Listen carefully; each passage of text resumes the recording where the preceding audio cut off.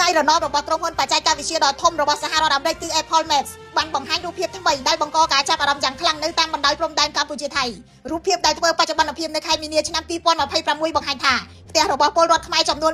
627ខ្នងនិងហេដ្ឋារចនាសម្ព័ន្ធជាច្រើនផ្សេងទៀតនៅភូមិចំនួន3ក្នុងខេត្តបន្ទាយមានជ័យបានបាត់ចេញពីផែនទីហើយអង្គការ Liga do ដែលបានវិភាគរូបភាពផ្កាយរណបនេះបានឲ្យដឹងនៅថ្ងៃទី5ខែសីហាឆ្នាំ2026ថាកងកម្លាំងយោធាថៃបានឈប់បំផ្លាញផ្ទះទាំងនេះក្រោយពេលមានកិច្ចព្រមព្រៀងឈប់បាញ់កាលពីខែធ្នូឆ្នាំ2025ក្នុងចំណោមផ្ទះទាំង627ខ្នងមាន270ខ្នងនៅភូមិជោគជ័យ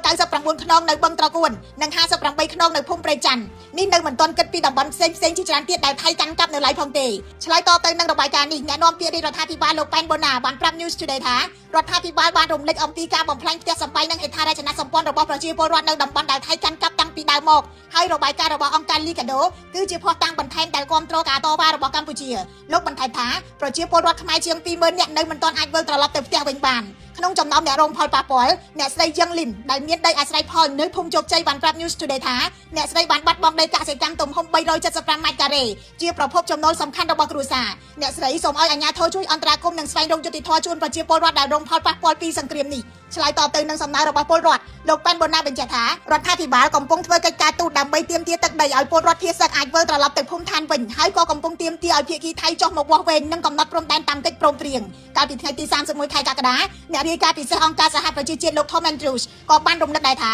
ប្រជាពលរដ្ឋដែលភៀសខ្លួនដោយសារចំនួនមានសិទ្ធិវិលត្រឡប់ទៅកាន់ផ្ទះរបស់ខ្លួនវិញតាមច្បាប់អន្តរជាតិគិតត្រឹមថ្ងៃចេញផ្សាយនេះមិនទាន់មានការឆ្លើយតបពីភាគីថៃចំពោះរូបភាពផ្កាយរណបនេះនៅឡើយទេ